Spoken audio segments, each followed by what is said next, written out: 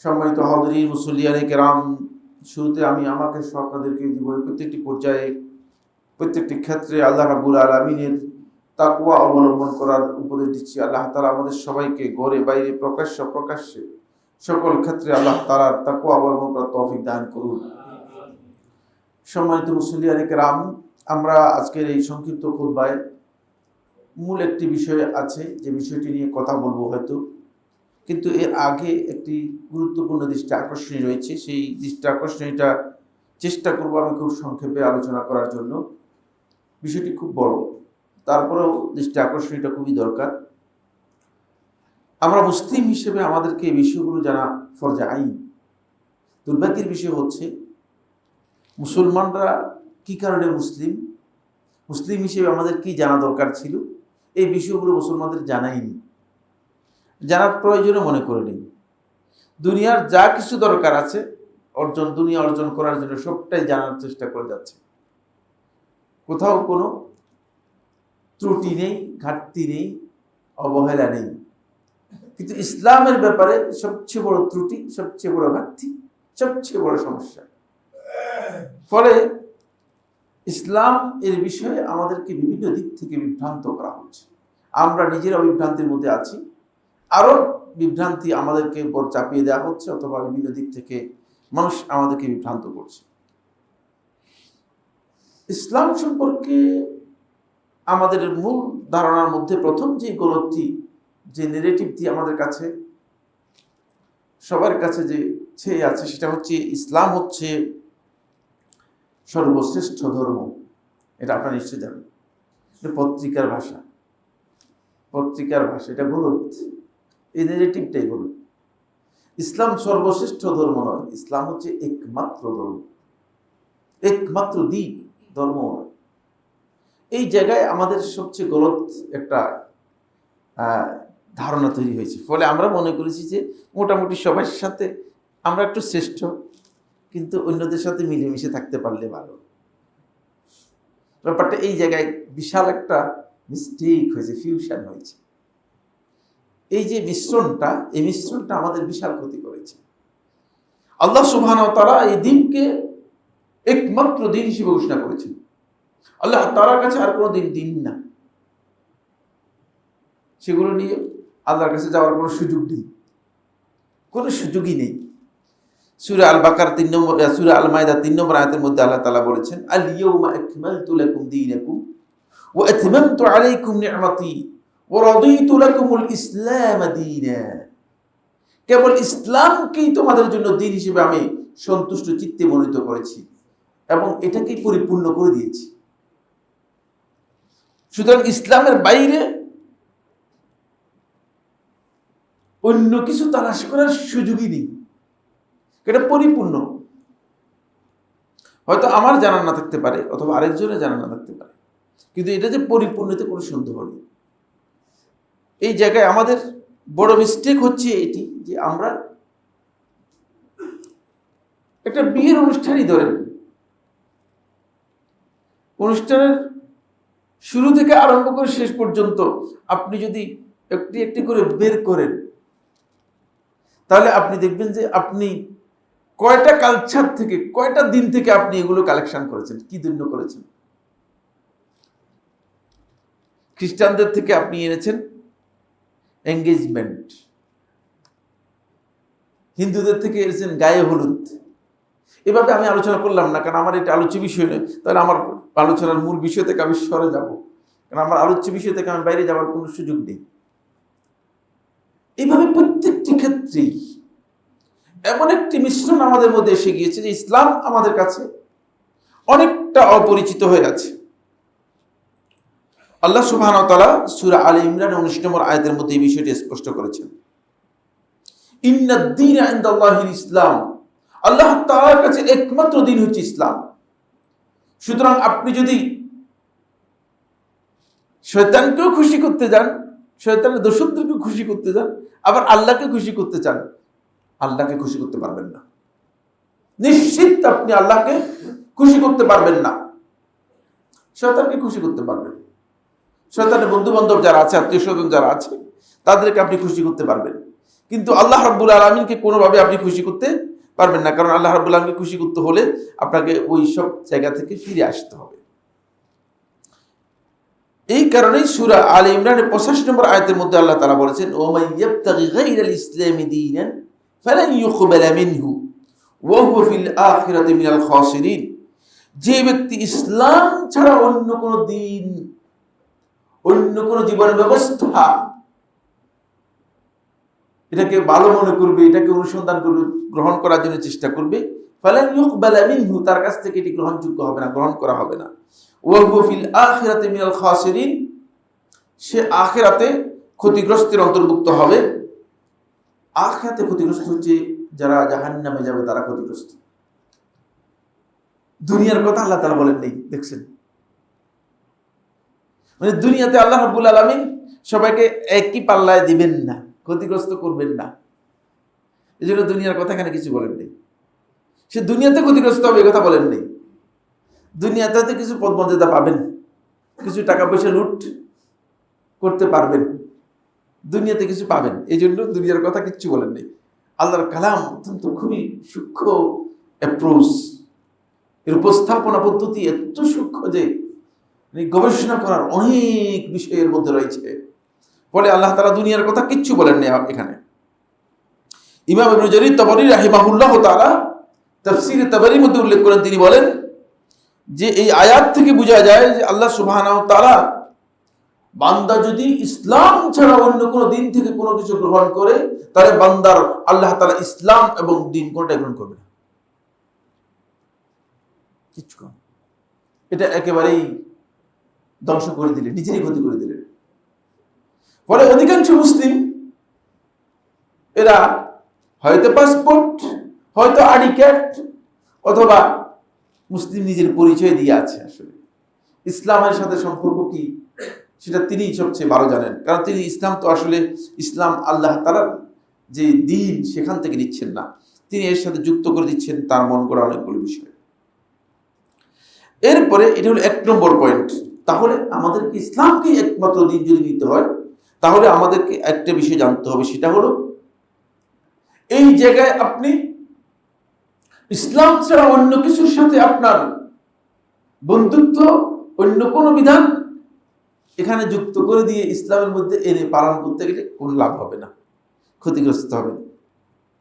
ফলে রাসূলুল্লাহ সাল্লাল্লাহু আলাইহি ওয়াসাল্লাম যেহেতু ওহীর মাধ্যমে জানিয়েছেন, রাসূলুল্লাহ সাল্লাল্লাহু আলাইহি ওয়াসাল্লাম আমাদের ব্যাপারে জানিয়ে গেছেন, মানে এই উম্মতের যে এই ধরনের একটা ঘটনা ঘটে যাবে, তারা যে ইসলাম ছাড়া ইহুদি, খ্রিস্টান এবং অন্যান্য ধর্মের বিভিন্ন কালচার, আচার অনুষ্ঠান, বিভিন্ন আয়োজন, এগুলোকে অনুসরণ করবে। আল্লাহ রাসূল সাল্লাল্লাহু আলাইহি ওয়াসাল্লাম বলে গেছেন।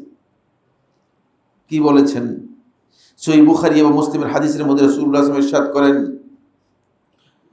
লা তাত্তাবিউন্না সানানা মান কানা ক্বাবলাকুম শিবরান বিশিবরিন ওয়া যিরাআন বিযিরা'। তোমরা তোমাদের পূর্ববর্তী যারা ছিল, ইহুদি এবং খ্রিস্টান যারা ছিল, পূর্ববর্তী যারা ছিল, ওই পূর্ববর্তী উম্মতের তোমরা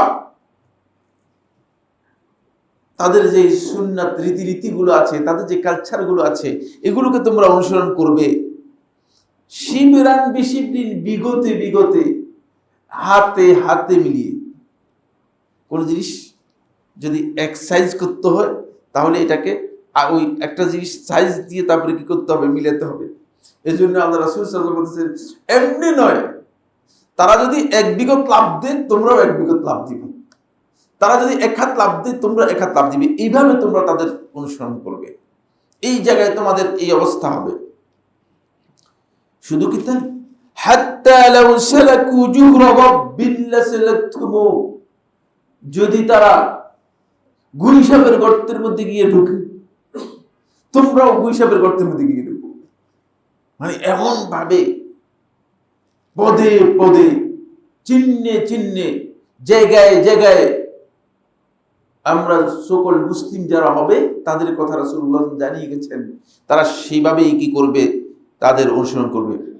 কুলনা ইয়া রাসূলুল্লাহ, আমরা প্রশ্ন করলাম, হে আল্লাহর রাসূল সাল্লাল্লাহু আলাইহি ওয়াসাল্লাম, আল ইয়াহুদ ওয়ান নাসারা, আপনি কি ইহুদি এবং খ্রিস্টানদেরকে আমরা অনুসরণ করব এটা বলতেছেন? কারণ সাহাবায়ে কেরাম এই বক্তব্য শুনে তো মানে হতবাক, যে ইহুদি এবং খ্রিস্টানদের মানে শত্রুতা এবং তাদের বিরুদ্ধে আমাদের এত শক্তিশালী অবস্থান, আর রাসূলুল্লাহ সাল্লাল্লাহু আলাইহি ওয়াসাল্লাম বলেছেন তাদের আমরা বিগতে বিগতে পদে পদে হাতে হাতে অনুসরণ করব। এটা সাহাবায়ে কেরাম একটু মানে আশ্চর্য বোধ করলে যে জিনিসটা কি বলতেছেন। তখন রাসূলুল্লাহ সাল্লাল্লাহু আলাইহি ওয়াসাল্লাম বলেন, ক্বালা ফামান, আর কে? এদেরই অনুসরণ করবে। সেই সময়টি মুসলমানদের বহু আগেই চলে এসেছে। ইহুদি খ্রিস্টানদের প্রত্যেকটি পদক্ষেপের সাথে মুসলিম উম্মার ওই দিন সম্পর্কে অজ্ঞ জাহিল লোকগুলো হাতে হাতে পদে পদে বিগতে বিগতে অনুসরণ করে যাচ্ছে, এবং মোটেও এর মধ্যে কোনো পার্থক্য তারা করছে না। ফলে আল্লাহ রাসূল সাল্লাল্লাহু আলাইহি ওয়াসাল্লাম কঠিনভাবে এই বিষয়টি জানিয়েছেন। বরং রাসূলুল্লাহ সাল্লাল্লাহু আলাইহি ওয়াসাল্লাম আরেকটি হাদিসের মধ্যে, এই হাদিসটিকে হাফিজ মুনাওয়ী রাহমাতুল্লাহ সহিহ বলেছেন, তুহফাতুল আহওয়াজির মধ্যে এসেছে, আরো অন্যান্য riwayতের মধ্যে এসেছে। আব্দুল্লাহ ইবনে আব্বাস রাদিয়াল্লাহু আনহু বর্ণনা করেন, তিনি বলেন, এই হাদিসের শেষের অংশের মধ্যে এভাবে এসেছে, হাত্তা লাউ আন্না আহাদাহুম জামা ইমরাআতাহু বিত-তারিকি লাফআলতুমুহু, যদি তাদের কেউ তাদের স্ত্রীর সাথে রাস্তায় সহবাস করে তোমরা সেটাও করবে। নাউযুবিল্লাহ। এখন তো দেখা যাচ্ছে এরকমই প্রায়, মানে এমন এক জায়গার মধ্যে চলে যাচ্ছে, মানুষগুলো পশুর মতো হয়ে যাচ্ছে, অনুসরণ করতে করতে পশুর মতো মানুষগুলো হয়ে যাচ্ছে, তাদের আখলাক পশুর মতো হয়ে যাচ্ছে। রাসূলুল্লাহ সাল্লাল্লাহু আলাইহি ওয়াসাল্লাম অত্যন্ত নিন্দা জানিয়েছেন এই বিষয়ে। ইহুদি এবং খ্রিস্টানদের কালচারের সাথে মুসলিমদের কালচারকে এইভাবে মিশিয়ে নিয়ে মুসলিমদের এই দুর্দশা হবে, এটা আল্লাহ নবী সাল্লাল্লাহু আলাইহি ওয়াসাল্লাম ওহীর মাধ্যমে আজ থেকে 1450 বছর আগে জানিয়ে এবং সতর্ক করে গেছেন। আসুন, এখান থেকে বোঝা যায় যে আমাদেরকে এই ব্যাপারে সতর্কতা অবলম্বন করতে হবে। মিশে গেলে চলবে না, গা ভাসিয়ে দিলে চলবে না। কিভাবে গা ভাসিয়ে দিচ্ছেন? হাফিজ মুনাওয়ী রাহিমাহুল্লাহ তাআলা ফয়জুল কাদিরের ৫ম খণ্ডে ২৬২ পৃষ্ঠায় তিনি বলেন যে আল্লাহ রাসূলের মুজিজার একটি অংশ হচ্ছে এটাই, যে রাসূলুল্লাহ সাল্লাল্লাহু আলাইহি ওয়াসাল্লাম এই বিষয়ে উম্মাহকে আগেই সতর্ক করেছেন। ফলে আমরা এখন আমাদের সময় দেখতে পাচ্ছি, হাফিজ মুনাওয়ী রাহমাতুল্লাহ আজ থেকে ৫৫০ বছর আগে মারা গিয়েছেন, তিনি বলতেছেন যে আমরা এখন আমাদের সময় দেখতে পাচ্ছি যে মুসলিমরা ফারস্যদের এবং গ্রিকদের, রোমানদের, তারা তাদের পোশাক পরিচ্ছেদে, তাদের আচার আচরণে, তাদের কৃষ্টি কালচারে, এমনকি তাদের অনুষ্ঠানে পর্যন্ত মুসলিমরা তাদের অনুসরণ করছে। আজ থেকে ৫৫০ বছর আগে বলেছেন, ৫৫০ বছর আগে বলেছেন। দেখেন, ৩ নম্বর যে পয়েন্টটি এখানে খুবই গুরুত্বপূর্ণ সেটি হচ্ছে এই, তাহলে ওই তখনকার সময় যেটা দেখেছে এখন তো সেটা কি মানে মুসলিমরা মানে মুছে দিয়েছে? না, বেড়ে গিয়েছে। বরং এখন মুসলিমরা আরো আগ্রাসনের মাধ্যমে কবলিত হয়ে এমন অবস্থা হয়েছে যে তাদের আচার আচরণ, কথাবার্তা, বিয়ে শাদী, অনুষ্ঠান সবকিছুর মধ্যেই মূলত ইহুদি খ্রিস্টানদের সমস্ত কিছুই অনুপ্রবেশ করে গিয়েছে। এখানে এরপরে যে পয়েন্টটি আলোচনা করব, মুসলিম উম্মার ঈদ হচ্ছে মূলত ঘোষিত ঈদ, যেটি আনন্দের জন্য ঘোষণা করা হচ্ছে, সেটি হচ্ছে দুটি। কিন্তু এই ঈদ নিয়েও পর্যন্ত বিতর্ক তৈরি করে, কেউ কেউ বেদাতি ঈদ তৈরি করেছে, আবার কেউ কেউ ঈদের সাথে আরো মানে কালচারাল ঈদ তৈরি করে দিয়েছে। কোন অবস্থাতেই ইসলাম অনুমোদন দেয় না। ঈদ ইসলামের ইবাদত, মৌলিক বিষয়। ঈদ উল ফিতর, ঈদ উল আযহা, এটি ইবাদতের সাথে সম্পৃক্ত। ঈদ এবং ইবাদত দুটি একই অর্থ বহন করে। ঈদের মধ্যে ইবাদত রয়েছে, ফলে মুসলিমরা ঈদ পালন করবে, সেখানে অবশ্যই তাদের ইবাদত থাকতো। কিন্তু দুর্ভাগ্যের বিষয় হচ্ছে, আজকে যদি আপনি দেখেন যে মুসলিমরা ঈদ এবং ঈদের এই অনুষ্ঠানকে এমনভাবে বিকৃত করেছে যে সকল জাতির ঈদেই মুসলমানদের ঈদই পরিণত হয়েছে। বরং এরকম নেগেটিভ প্রচার করতেছে যে ধর্ম যার যার, অনুষ্ঠান সবার, উৎসব সবার। এগুলো কি শুনেছেন কি শুনেন নেই?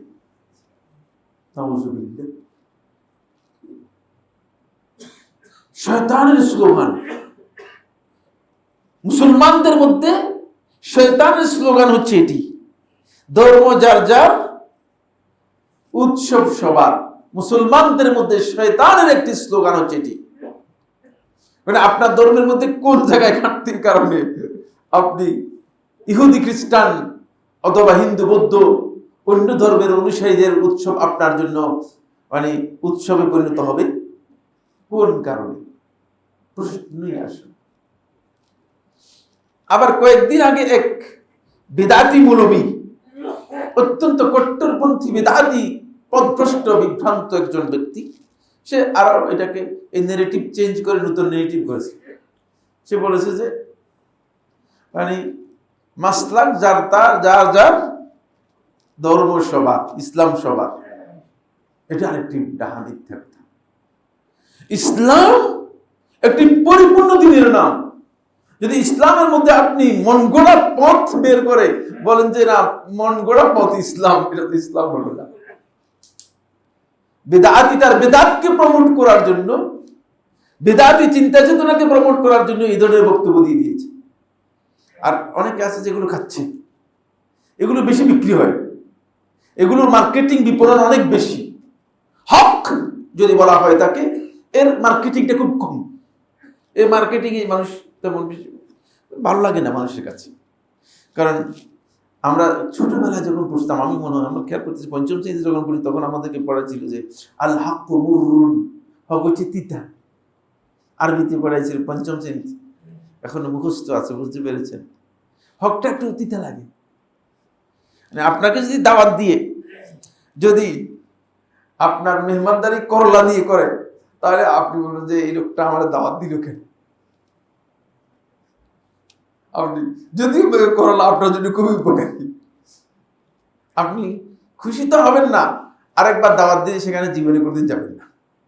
এখানে সবচেয়ে গুরুত্বপূর্ণ যে বিষয় হচ্ছে, ইসলামের মধ্যে নিজের মন গড়া দিন তৈরি করে দিয়ে, উৎসব তৈরি করে দিয়ে, আনুষ্ঠানিকতা তৈরি করে দিয়ে সেগুলো মুসলমানদের মধ্যে এখন ঢুকিয়ে দেওয়া হয়েছে।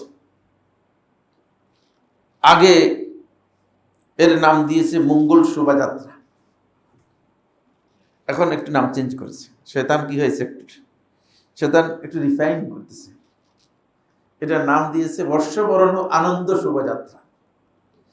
নামের মধ্যে কিছুই নেই, বিষয়টা কি সেটা আপনার জানতে হবে। নামের মধ্যে তেমন কিছুই নেই, নাম পরিবর্তনের মধ্যে কোনো কিছুই নেই, কিন্তু সেই একই কালচার, একই বিষয়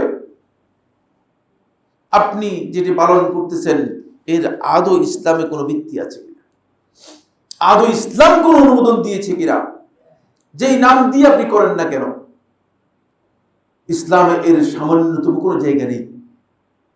এই ধরনের আনুষ্ঠানিকতা, এই ধরনের উৎসব তৈরি করে মুসলিম পালন করবে, ইসলামের অ্যান্টিটি বহন করবে, এর দুঃখজনক। এর চেয়ে দুঃখ আর কিছু হতে পারে না। দুর্ভাগ্যের বিষয়, এবং সেটা অমুসলিমরা করতেছে না, মুসলিম সকল মুসলিমরাই করতেছে। যদিও এদের ইসলাম এরাই জানে যে আদৌ তারা কি ইসলামের উপর কতটুকু রয়েছে। আরো আশ্চর্যের বিষয় হয়েছে, একজন পত্রিকা নিয়ে আসছে, দেখলাম যে পত্রিকার মধ্যে আসছে সরকার বলেছে মাদ্রাসাগুলোতে 2 দিন পালন করার জন্য বলা হচ্ছে। ব্যাপার কি? সরকার প্রজ্ঞাপন জারি করেছে মাদ্রাসাগুলোতে 2 দিন পালন করার জন্য, মানে মাদ্রাসার এদের একদিনে হিদায়াত হবে না, 2 দিন লাগবে। শয়তান জায়গায় জায়গায় জেগে বসেছে। শয়তানকে সরানো অনেক কঠিন।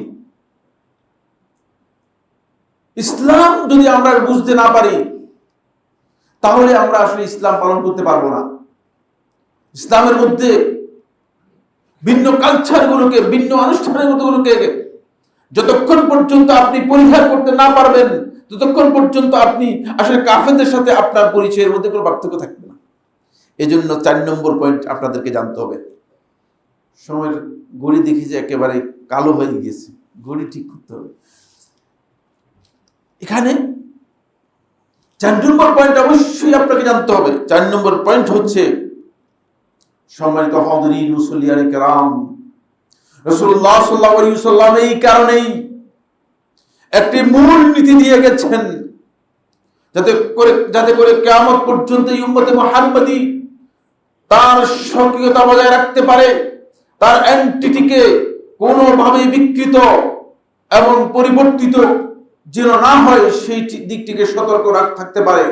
এই কারণে আল্লাহ নবী সাল্লাল্লাহু আলাইহি ওয়াসাল্লাম একটি গুরুত্বপূর্ণ দিক নির্দেশনা দিয়েছেন। সেটি হচ্ছে মুসলিমদেরকে মুশরিক, ইহুদি এবং খ্রিস্টান আহলে কিতাব যারা আছে তাদের সকল আচরণে বিপরীত এবং বিরুদ্ধাচরণ করতে হবে। বুঝতে পেরেছেন? ওই মুশরিকরা, জাহিলি সমাজের মানুষগুলো আল-লিবাসুল মুআসফার, টকটকে জাফরানি ও হলুদ কালারের কাপড় পরতো। আল্লাহ রাসূল সাল্লাল্লাহু আলাইহি ওয়াসাল্লাম হারাম করে দিয়েছেন, যাতে করে মানে তাদের সাথে কাপড়ের মধ্যে পর্যন্ত আপনার মিল না থাকে।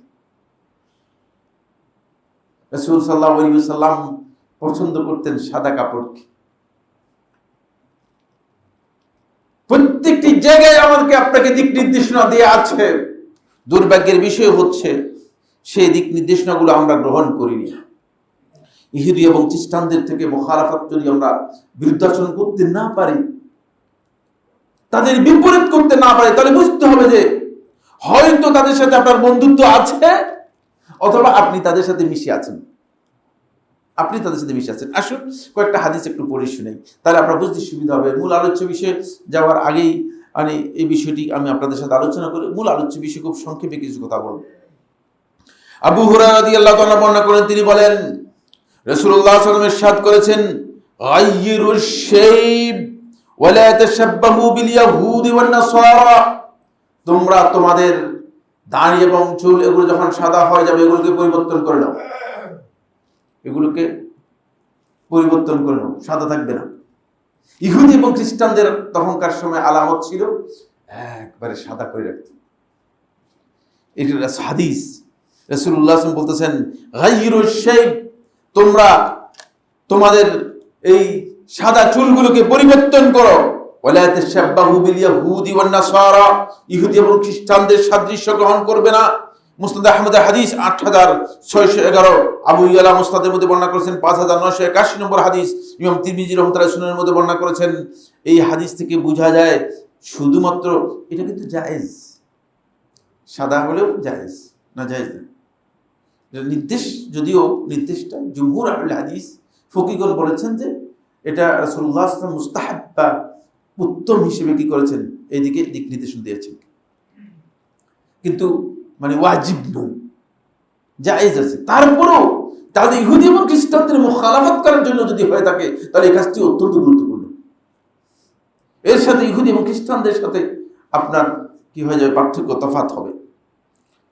এরপরে রাসূলুল্লাহ সাল্লাল্লাহু আলাইহি ওয়াসাল্লাম আব্দুল্লাহ ইবনে উমর রাদিয়াল্লাহু আনহু হাদিসের মধ্যে বলেন, খালিফুল মুশরিকিন, তোমরা মুশরিকদের বিরুদ্ধে আচরণ করো, বিপরীত করো। কি করবে বিপরীত? আহফুশ শাওয়ারিব, তোমরা তোমাদের মুখগুলো ছোট করে রাখবে। ওয়া আউফুল লিহা, দাড়িগুলো ছেড়ে দিবে। তাহলে আমরা যেগুলো করতেছি সেগুলো কি করতেছি? ইহুদি এবং খ্রিস্টানদের সাথে মিশে যাচ্ছি। আল্লাহ নবী সাল্লাল্লাহু আলাইহি ওয়াসাল্লাম বিরুদ্ধাচরণ করতে বলেছেন, আমরা এর বিপরীত যেগুলো আছে সেগুলো করতেছি। রাসূলুল্লাহ সাল্লাল্লাহু আলাইহি ওয়াসাল্লাম অন্য একটি হাদিসের মধ্যে বলেছেন, জাজ্জুশ শাওয়ারিব, তোমরা তোমাদের মুখগুলোকে একেবারে ছোট করে রাখো। ওয়া আরখুল লিহা, দাড়ি ছেড়ে দাও। খালিফুল মাজুস, অগ্নি পূজারকদের বিরোধিতা করো, বিপরীত করো, কারণ অগ্নি পূজারক যারা তারা এই কাজ করে থাকে। এখান থেকে বোঝা যায় ইহুদি এবং খ্রিস্টানদের যে আচরণগুলো আছে সেই আচরণগুলোর সাথে মুসলিম উম্মা মুসলমানদের অবশ্যই বিরোধিতা করতে হবে, বিপরীত করতে হবে। এখন আপনি বিপরীত তো দূরের কথা, তাদের পূজা পার্বণ, তাদের আচার অনুষ্ঠান, তাদের মঙ্গল শোভাযাত্রা, এসব কিছুর সাথে মুসলিমরা এখন একাত্মতা ঘোষণা করে গেছে। তাহলে আপনি কোন পর্যায়ের মুসলিম? আপনার এই ইসলামের পরিচয় কি? সেই ইসলামের পরিচয় হচ্ছে আপনি আসলে মুসলিম পরিচয় দিচ্ছেন, কিন্তু চিন্তা চেতনা এবং আচার আচরণে আপনি মূলত তাদেরই একজন। এটা রাসূলুল্লাহ সাল্লাল্লাহু আলাইহি ওয়াসাল্লাম একেবারে স্পষ্ট করে বলেছেন। মুসনাদ আহমদের 5106 নম্বর, আবু দাউদের 3040 নম্বর হাদিসের মধ্যে রাসূলুল্লাহ সাল্লাল্লাহু আলাইহি ওয়াসাল্লাম ইরশাদ করেন, মান তাশাব্বাহা বিকওমিন ফাহুয়া মিনহুম। যেই ব্যক্তি কোন একটি জাতির সাদৃশ্য গ্রহণ করলো, তাদের মতোই আচার অনুষ্ঠান চলাফেরা এবং কালচারের মধ্যে তাদের অনুসরণ করলো, ফাহুয়া মিনহুম, সে তাদেরই একজন। সে আমার মধ্যে আসবে না, আমার দলের মধ্যে আসবে না, তাদের অন্তর্ভুক্ত হয়ে যাবে। এই হাদিস সম্পর্কে সংক্ষেপে শেখুল ইসলাম ইবনে তাইমিয়া রাহমাতুল্লাহ একটি কিতাব লিখেছেন। আপনারা যারা আরবি পড়তে পারেন তাদেরকে বলে দিচ্ছি, এই কিতাবের নাম হচ্ছে ইক্তিজাউস সিরাতুল মুস্তাকিম ফি মুখালাফাতি আহলিল জাহিম। আবার বলছি, ইক্তিজাউস সিরাতুল মুস্তাকিম ফি মুখালাফাতি আহলিল জাহিম। প্রায় 500 পৃষ্ঠার কিতাব। কিভাবে আপনি সিরাতুল মুস্তাকিমের অনুসরণ করবেন? সেই ব্যক্তি সত্যিকার সিরাতুল মুস্তাকিমের অনুসারী, যেই ব্যক্তি ওই কাফির মুশরিকদের বিরুদ্ধাচরণ করতে পেরেছে, বিপরীত করতে পেরেছে। এই বিষয়ে বিস্তারিত আলোচনা করেছেন শেখুল ইসলাম ইবনে তাইমিয়া রাহমাতুল্লাহ আলাইহি। সেখান থেকে শুধু কয়েকটা লাইন আমি আপনাদেরকে পড়ে শোনাবো। শেখুল ইসলাম ইবনে তাইমিয়া রাহমাতুল্লাহ আলাইহি বলেন, যে ব্যক্তি, তিনি বলছেন, আকাল্লু আহওয়ালিহি, কাফির মুশরিক আহলে কিতাব ইহুদি এবং খ্রিস্টানদের যদি আমরা অনুসরণ করে থাকি, তাদের সাথে সাদৃশ্য গ্রহণ করে থাকি, আকাল্লু আহওয়ালিহি আন ইয়াক্তাজিয়া তাহরীম আত-তাশাব্বুহ, এর সর্বনিম্ন হুকুম হচ্ছে এটি হারাম। তাহলে এগুলো মুসলিমরা আমরা করছি, কিন্তু আমরা কি আসলে এগুলো জানি? আমরা এগুলো জানি? ওয়া ইন কানাত যাহিরুহু ইয়াক্তাজি কুফরাল মুতাশাব্বিহি, কারণ রাসূলুল্লাহ সাল্লাল্লাহু আলাইহি ওয়াসাল্লামের বক্তব্যের প্রকাশ্য অর্থ হচ্ছে এই ধরনের কালচারকে যারা ইসলামের মধ্যে এনে মুসলিম হিসেবে পালন করবে, সেই ব্যক্তি মূলত কুফরের মধ্যে নিমজ্জিত হলো। ফলে শেখুল ইসলাম ইবনুল কাইয়িম রাহমাতুল্লাহ আলাইহি ইলামুল মুআক্কিনিনের মধ্যে বলেন যে আল্লাহ সুবহানাহু ওয়া তাআলা একাধিক আয়াতের মধ্যে এবং রাসূলুল্লাহ সাল্লাল্লাহু আলাইহি ওয়াসাল্লাম অসংখ্য হাদিসের মধ্যে এই নিষেধাজ্ঞা করেছেন। কেন নিষেধাজ্ঞা করেছেন?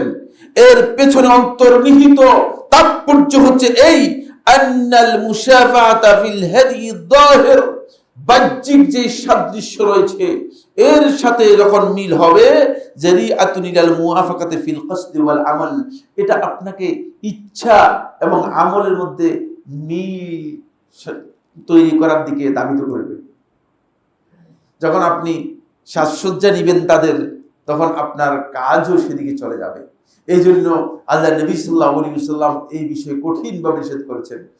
শুধু কি তাই, রাসূলুল্লাহ সাল্লাল্লাহু আলাইহি ওয়াসাল্লাম শুধু শনিবারের সিয়াম পালন করতে নিষেধ করেছেন, যাতে করে ইহুদিদের বিরুদ্ধাচরণ করা যায়। দুর্ভাগ্যের বিষয়, আজকে মুসলিম উম্মাহ এই চেতনা থেকে অনেক দূরে। এই আদর্শিক যে মূল্যবোধ রয়েছে, এই মূল্যবোধ যদি মুসলিম উম্মার মধ্যে এস্টাবলিশ না হয় যে আমি মুসলিম হিসেবে কাফের খ্রিস্টান, ইহুদি খ্রিস্টান এবং বেঈমান মুশরিকদের কোন আচার আচরণ, কোন কালচারের সাথে আমার সম্পর্ক থাকবে না, যদি এটি না হয়, তাহলে সে সত্যিকার ইসলামকে পালন করতে পারেনি। এরপরে সময় তো প্রায় শেষ বললেই চলে। আর আজকের যে আলোচ্য বিষয়, সেটি আরো গুরুত্বপূর্ণ একটি আলোচ্য বিষয়। সে আলোচ্য বিষয়টি হচ্ছে, এই যে আলোচ্য বিষয় আজকে আলোচনা করতে পারবো না, দৃষ্টি আকর্ষণের মধ্যে মূল কথাগুলো বলে দিয়েছি। সেটা হলো, আপনি দুনিয়াতে বসে কিভাবে জান্নাতে ঘর নির্মাণ করবেন। ঈমানদার ব্যক্তিদের ঈমানের চেতনা হচ্ছে এই, যে তিনি বসে থাকবেন শুধুমাত্র বেকার, তিনি তার আখিরাতের জন্য কাজ করবেন না, এটা হতে পারে না। দুনিয়াতে বসে আপনি নিশ্চিত হবেন যে আলহামদুলিল্লাহ আমি জান্নাতের মধ্যে এতটি ঘর নির্মাণ করতে পেরেছি। এটা হচ্ছে ইমানদার ব্যক্তিদের মূল চেতনা। কারণ আপনার টার্গেট হবে জান্নাত। কিন্তু দুর্ভাগ্যের বিষয় হচ্ছে আমাদের সকলের টার্গেট হচ্ছে মানে কিভাবে একটা বাড়ি ঢাকা শহরে করা যায়, কিভাবে ঢাকা শহরে একটা কিছু করা যায়। যত চিন্তা চেতনা আছে সবগুলোকে মূলত আমরা সীমাবদ্ধ করতেছি কিভাবে ঢাকা শহরে বাড়ি করা যায়। একজন লোককে এই পর্যন্ত এই কথা প্রশ্ন করতে দেখি নাই। আজকের দিন পর্যন্ত আমার কাছে একজন লোক আসে এই প্রশ্ন করে নাই যে সাইফুল্লাহ ভাই কিভাবে জান্নাতের মধ্যে একটা ঘর নির্মাণ করা যায়। এখানে এই প্রশ্ন উত্তর হয় না, এই প্রশ্ন নেই, এই প্রশ্নের উত্তর কারণে আমাদের এই চিন্তা নেই। আর বেশিরভাগ এসেছে কিভাবে ব্যবসা করে। জাগতিক বিষয়ে আল্লাহ নবী সাল্লাল্লাহু আলাইহি ওয়াসাল্লাম এমন কোন দিক নির্দেশনা দিয়ে যান নাই, দরকার নেই। আল্লাহ রাব্বুল আলামিন দুনিয়ার এই জাগতিক উন্নয়নের জন্য 1,24,000 নবী এবং রাসূলদের মধ্যে কাউকে পাঠান নাই, কাউকে পাঠান নাই। নবী এবং রাসূলগণ এসে কথা বলেন নাই যে কিভাবে দান করবেন, কিভাবে চাল করবেন, কিভাবে মাছ চাষ করবেন, কিভাবে গরু চাষ করবেন, কিভাবে ডেয়ারি ফার্ম করবেন, এগুলো কিচ্ছু আলোচনা করেন কোথাও নেই। কারণ এগুলো আপনি এমনি করতে পারবেন, এগুলো করার জন্য নবীর দরকার নেই। এগুলো খুবই সহজ, একটু চিন্তা করলেই পেরে যাবেন। এগুলোর জন্য পড়ালেখার কোনো প্রয়োজন নেই, জ্ঞান অর্জন করার প্রয়োজন নেই। প্রচুর মূর্খ লোককে দেখেছি, তারা কোটি কোটি টাকার মালিক হয়ে গেছে, মানে কোনো অসুবিধা হয়নি। সুতরাং এগুলোর জন্য প্রয়োজন নেই।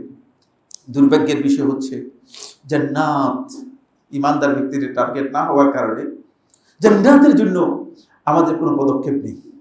টার্গেটের গলদের কারণে এই সমস্যা হয়ে গেছে। আল্লাহ সুবহানাহু ওয়া তাআলা ইমানদার ব্যক্তিদের জন্য আল্লাহ রাব্বুল আলামিন জান্নাতের মধ্যে কিছু ঘর, কিছু নহর, নদী, কিছু বাগিচা, বাগান এবং জান্নাতের মধ্যে কিছু বালাখানা আর ইমানদার ব্যক্তিদের জন্য জান্নাতের মধ্যে আল্লাহ সুবহানাহু ওয়া তাআলা একটি তাঁবু নির্মাণ করবেন।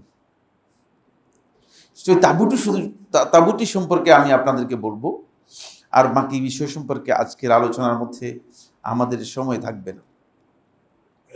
রাসূলুল্লাহ সাল্লাল্লাহু আলাইহি ওয়াসাল্লাম ইরশাদ করেন যে জান্নাতের মধ্যে জান্নাতীরা যখন প্রবেশ করবে, জান্নাতে প্রবেশ করার পরে জান্নাতীরা দেখতে পাবে যে জান্নাতের মধ্যে তাদের জন্য আল্লাহ সুবহানাহু ওয়া তাআলা একটি মুক্তা দিয়ে,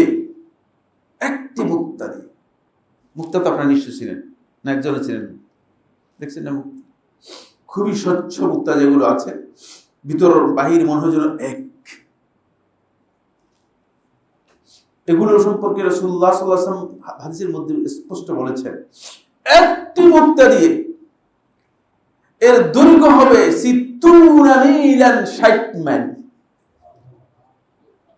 ঢাকা শহর থেকে ছোট না বড়? ঢাকার থেকে বড়, ঢাকা শহর থেকে বড়। একটাই মুক্তা, দুইটা নয়, একটি মুক্তা দিয়ে আল্লাহ রাব্বুল আলামিন একটি তাঁবু তৈরি করবেন। এর ভিতরে প্রবেশ করবে, ভিতরে প্রবেশ করার পরে ভিতরে তারা মানুষ থাকবে, কিন্তু কেউ অন্যদেরকে দেখতে পাবে না। কিন্তু ভিতর থেকে বাহিরে কি আছে সে দেখা যাবে, বাহির থেকে ভিতরে কি আছে দেখা যাবে, কিন্তু কেউ ভিতরে প্রবেশ করলে অন্যদের দেখতে পাবে না। সুবহানাল্লাহ।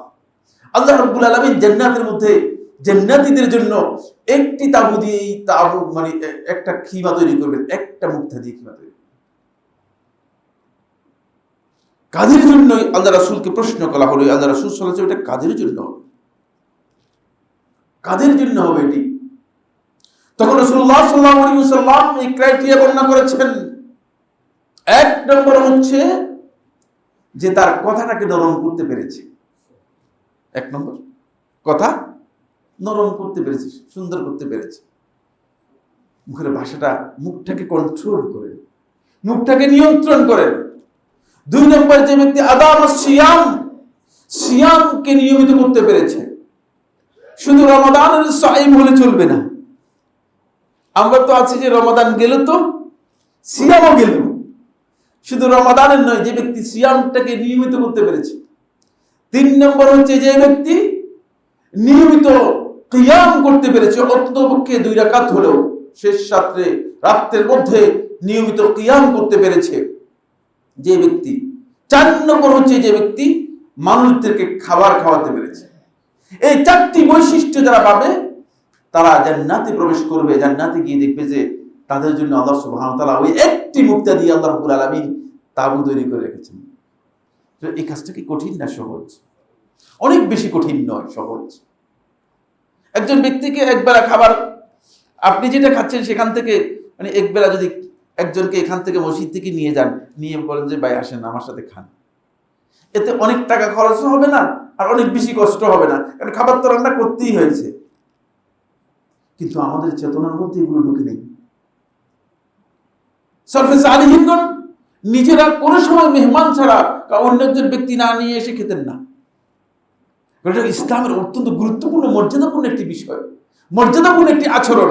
সুতরাং এই জায়গায় আমাদেরকে খেয়াল রাখতে হবে, খুবই গুরুত্বের সাথে এই বিষয়টি উপলব্ধি করতে হবে। সেটি হচ্ছে এই, আপনি এখানে বসেও যদি এই 4টি আমল করতে পারেন তাহলে আপনি দেখবেন যে জান্নাতে প্রবেশ করে আপনার জন্য একটি তাবু আল্লাহ রাব্বুল আলামিন তৈরি করে গেছেন। তাবুর মধ্যে বের ঢুকলেন, আপনি বুঝতে পারবেন না, বাহিরেও আপনি সব দেখতে পাবেন, বাহির থেকেও আপনাকে দেখতে পাবেন। কিন্তু তাবুর বাহির থেকে ভিতরে সব দেখতে পাবে, কিন্তু আপনাকে দেখতে পাবে না। আপনাকে দেখতে পাবেন, ভিতরে কারা কারা আছে, ভিতরে লোকরা বাইরের সব কিছু দেখতে পাবে। এমন ভাবে আল্লাহ সুবহানাহু ওয়া তাআলা এটাকে তৈরি করেছেন। সুবহানাল্লাহ, মুগাইয়াবাতের বিষয়ে, অদৃশ্য জ্ঞানের সাথে জড়িত বিষয়, এর অতিরিক্ত ইনফরমেশন দেওয়ার মতো ক্ষমতা আমারও নেই, পৃথিবীর কোনো আলেমের নেই। যদি দেন মিথ্যা বলেছেন, এতটুকু পর্যন্ত আমাদের কাছে ইনফরমেশন রয়েছে। এরপরে তাবু থেকে বের হলেন, বের হয়ে আপনি যখন জান্নাতের মধ্যে সামনের দিকে যাবেন তখন প্রথম দেখবেন যে জান্নাতের মধ্যে একটা সুন্দর প্রাসাদ আপনার জন্য। এই প্রাসাদ কোথেকে আসে? তখন বলা হবে, সহিহ বুখারী হাদিস, বুখারী ও মুসলিমের হাদিস, উসমান ইবনে আফফান রাদিয়াল্লাহু বর্ণনা করেন, তিনি বলেন, মান বানা লিল্লাহি মাসজিদান বানাল্লাহু লাহু বাইতান ফিল জান্নাহ, যে ব্যক্তি আল্লাহর সন্তুষ্টির জন্য একটা মসজিদ নির্মাণ করলো, জান্নাতের মধ্যে একটা ঘর তার জন্য আল্লাহ নির্মাণ করবে। আপনি নিজের ঘর আগে তৈরি করার আগে জান্নাতের ঘর নির্মাণ করেন। টার্গেটের মধ্যে গলদ আছে। এই 10 তলা বিল্ডিং এর কোনো দাম নেই। অল্প কয়েকদিন আগে যে মায়ানমার সহ এই আশেপাশের কয়েকটা জায়গায় সামান্য একটু এভাবে ঝাঁকানি দিয়েছে, সব বিল্ডিং কি হয়ে গেছে, শেষ হয়ে গিয়েছে। কিন্তু আপনি যদি টার্গেট করতেন যে আমি আগে জান্নাতের মধ্যে আমার ঘরটা নির্মাণ করি, তাহলে আপনি আল্লাহর সন্তুষ্টির জন্য একটা মসজিদ নির্মাণ করতে পারতেন। তাহলে আপনি দেখতেন যে তাবু থেকে বের হয়ে আপনার বিশাল প্রাসাদ, কি এই প্রাসাদ কোথেকে আসলো? আমি তো যেটা যে ওই প্রাসাদ যেটা তুমি আল্লাহর জন্য একটা ঘর তৈরি করেছিলে, হয়তো দুনিয়াতে মনে করেছে যে এই ঘর কোনো কাজে লাগবে না, কিন্তু এটা আল্লাহ রাব্বুল আলামিন জান্নাতে এর চেয়ে উত্তম সুন্দর ঘর আপনার জন্য আমার জন্য নির্মাণ করে দিয়েছেন। এরপরে আসুন, এখানে গুরুত্বপূর্ণ একটি হাদিস আপনাদেরকে পড়ে শোনাবো, যেটি আপনাদের সকলকে জানা থাকা দরকার। ইবনে হিব্বান রাহিমাহুল্লাহ তাআলা সহিহে বর্ণনা করেছেন। শেখ নাসিরউদ্দিন আলবানী রাহমাতুল্লাহ সহিহুল জামির মধ্যে 6128 নম্বর হাদিসের মধ্যে তিনি এটাকে সহিহ বলেছেন। রাসূলুল্লাহ সাল্লাল্লাহু আলাইহি ওয়াসাল্লাম ইরশাদ করেন, মান বানা লিল্লাহি মসজিদান, যে ব্যক্তি আল্লাহর সন্তুষ্টির জন্য একটা মসজিদ তৈরি করলো, ওয়ালাউ কামিফহাসি কাতা, যদিও সেটা মানে কাতা একটা পাখি, চড়ুই পাখির মতো অথবা ঘুঘুর মতো, ওই কাতা পাখি ডিম দেওয়ার জায়গা, এখানে ডিম দিয়ে এতটুকু পরিমাণ হয়, এটার মধ্যে নামাজ হবে কিনা? একজন ব্যক্তি নামাজ পড়তে পারবে না? পাখির বাসার মধ্যে কি নামাজ পড়তে পারবে? ছোট শিশুও পারবে না, মানুষ তো দূরের কথা।